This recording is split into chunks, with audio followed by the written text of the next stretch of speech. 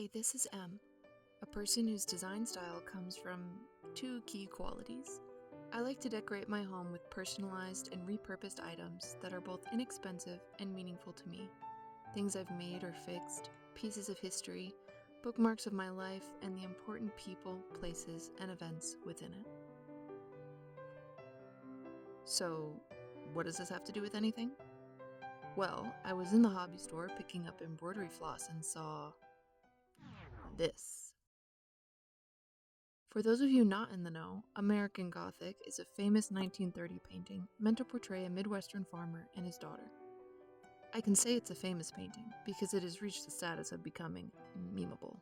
Hence this Minecraft gamer iteration. Aspirational. So I got to thinking, firstly, that it's not great. Secondly, that on clearance for $3.99, it was significantly cheaper than buying a blank canvas and having it framed. So I bought it. Now, this video is part of my project to commemorate modern legendary companions by celebrating their lives through art and storytelling, but not wanting to give the impression of a lack of sincerity to the pet parents who commission me, I typically only paint on blank canvas for them, which means the discounted American gamer is an opportunity for me to share the story of one of my own legendary companions and make some meaningful art for my home. This is Akita. I don't have a ton of photos of her due to what amounts to a bad history with phones and their cameras, so while I would typically just paint straight from a reference photo, that wasn't really an option this time. I wanted a full body pose, so I looked at reference online and made quick line drawings using my phone's touchscreen.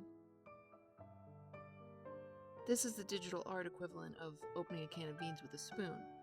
It is by no means the ideal tool for the job and is not pretty to watch, so I'm not going to show you that process. After a few iterations, I settled on this pose. With our design decided, it's time to start prepping the artwork by removing all the packaging.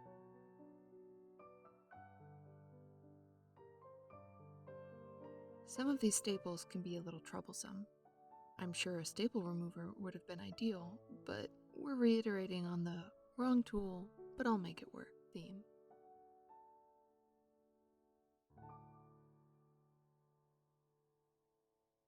I should also mention, if you're looking to repurpose some inexpensive art you find, an important thing to keep in mind is the texture of the surface.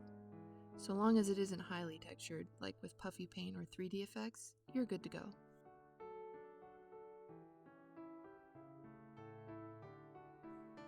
With some masking tape, we'll protect the frame since the canvas cannot be easily removed and reinstalled.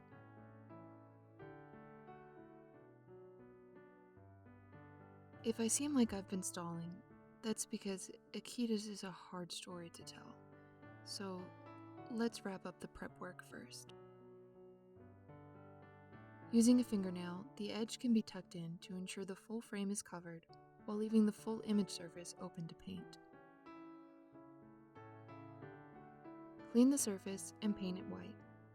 I used both a regular brush and a roller to get a smooth surface without missing the areas right up against the frame.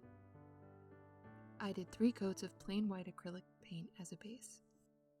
With the background to our painting handled, let me lay out the background to Akita's story. Now, I wasn't allowed to have pets growing up, but young and emancipated, once I had a home of my own, I set about making up for lost time. Once our second rescue dog settled in, we started volunteering with a local foster-based rescue group. To check the thoroughness of my seals, I'll remove all the masking tape. I'll be staying well-centered for my painting, so I consider it more useful to find out now if any areas of the base need touching up. Speaking of touching up, we will isolate and paint those spots we missed in the last step using a detail brush. Be sure to get the same number of coats in. The artwork comes with measurements, but those are for the entire piece.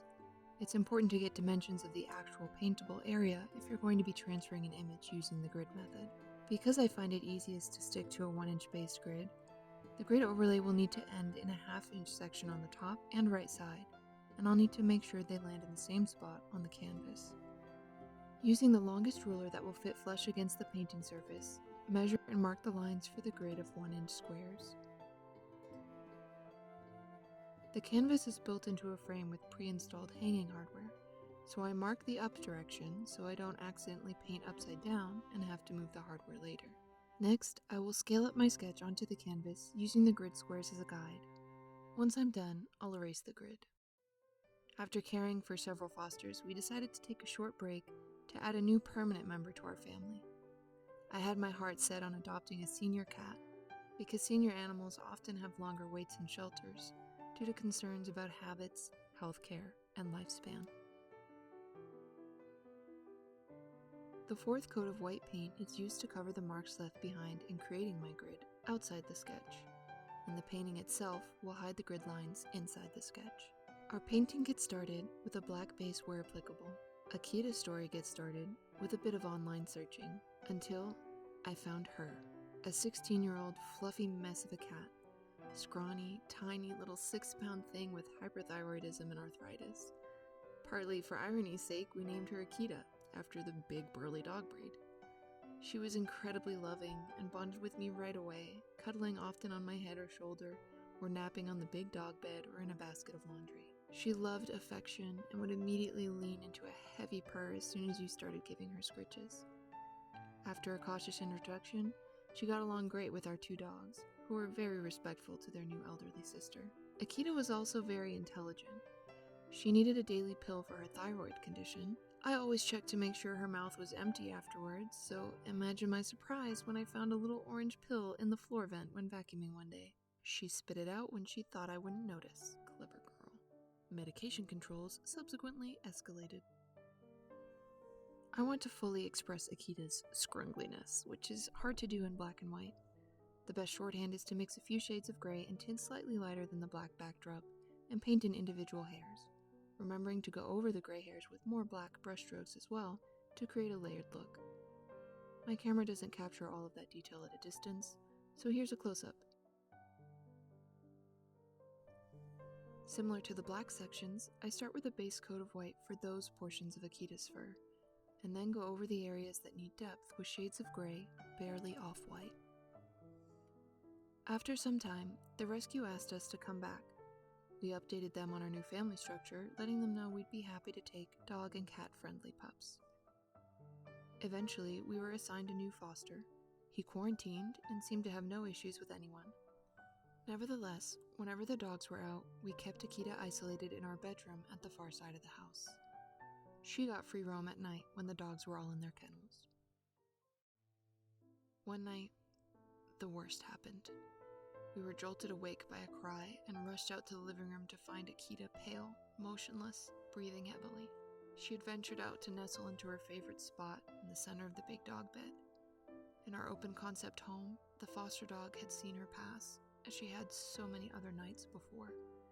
But this night, he broke out of his airline-grade kennel, destroying it. My partner contained the dog in a spare room while I pulled a frameless painting off the wall.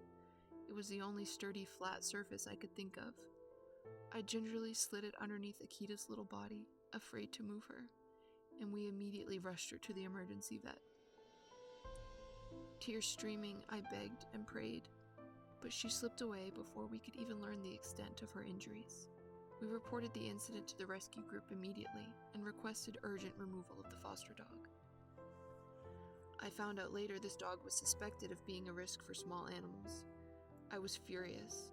I wanted to be understanding, but we were always clear about not taking any animals who would endanger our family, and this was not the first time we had a bad placement. I really struggled with resentment for what I believed was negligence on the part of the rescue. We were left with broken trust, a broken crate, and broken hearts. I experienced overwhelming feelings of guilt. Akita was such a beautiful, resilient soul.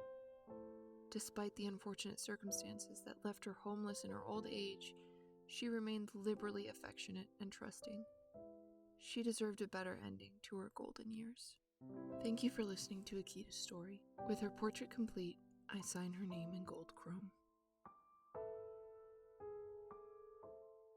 Akita was my first cat, and I wanted so much more time with her. I'd like to think I'll get the chance when I see her again at the Rainbow Bridge.